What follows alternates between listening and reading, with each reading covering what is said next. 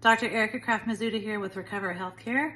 I'm going to bring you a new series where we're going to be talking about osteoarthritis and the current treatments that are FDA and non-FDA approved that some of you might be seeking from your orthopedic surgeons. It's an important topic. Worldwide, 560 million people have osteoarthritis. And in the United States alone, the CDC reports around 27 million with osteoarthritis. And the reason why that's important is because a lot of people are getting total joint replacements.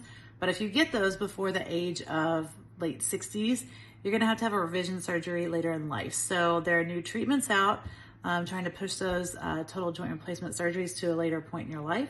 And in this series, we're going to talk about viscose supplementation, which are going to be the injections in the knee that people call the gel shots, versus PRP injections versus stem cell. So stay tuned for this series. It's really interesting and brand new research out.